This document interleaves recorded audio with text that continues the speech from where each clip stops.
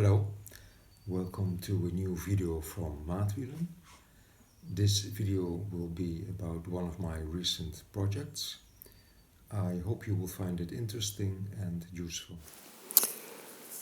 Some 2 weeks ago, a client came to see me and asked me to look at the body of his DT Swiss P1800db spline rear wheel. This rear wheel was in an absolutely terrible condition. It's a pity I didn't take a picture of it. Some time ago I had already replaced the 3-pole body, but now it seemed that it needed replacing again.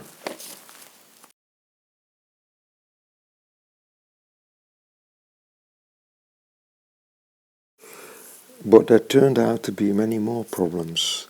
The only parts that seemed in an acceptable condition were the rim and the spokes. So we decided to replace everything else except for the so-called hub shell and the end caps. The original aluminium nipples had become brittle and one actually broke while I was working on the wheel. So we decided to replace all aluminium nipples by brass ones. And we also decided to do a body upgrade from 3-pole to ratchet. And here you can see two pictures of a so-called hub shell.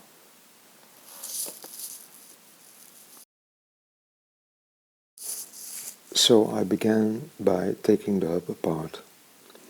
This proved to be much more work than expected, due mainly to the infamous ring nut that would not move. I almost gave up, but in the end I managed to crack the nut and get it off. This has been the most difficult ring nut removal I've ever done. I've made a separate video on the removal of this ring nut. You can find it on my channel. Here you can see the parts of the hub. You can see the 3-pole body, the axle and the ring nut in the top right corner. You need a special tool to get this ring nut out. Please check the separate video on the ring nut removal on my channel. And here you can see the hub itself. You can see it has been damaged a bit, but this didn't pose any problem. Initially I thought I might have to do something about it, but this wasn't necessary.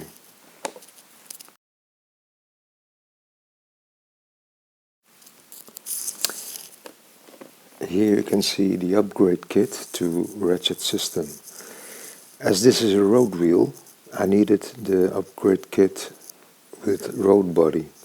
You can see the EN and DT Swiss codes.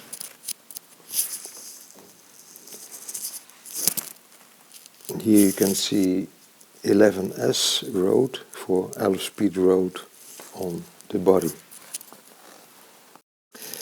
I also decided to replace the axle because I had been hammering on the original one to be able to take the hub apart. And 2 new hub bearings, which by the way are not included in the upgrade kit.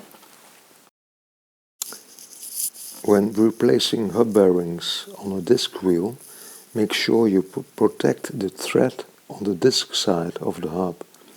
This thread gets damaged quite easily, and if it is damaged you won't get the disc brake lock ring on. So screw a lock ring on to protect the thread. Begin by installing the bearing on the body side. I use a special self-made tool. Here you can see it, and the number 28 refers to the outer diameter of the bearing. Here are the new ratchet ring nut and the so-called shim ring. This shim ring should be behind the ring nut. Make sure that the shim ring is exactly in the middle of the ring nut. If it isn't, it can become damaged when you tighten the ring nut.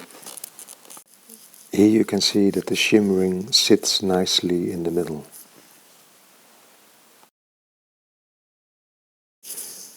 Then install the axle and the bearing on the disc side. And finally install the remaining parts on the body side. making sure that the two springs and ratchets are correctly placed.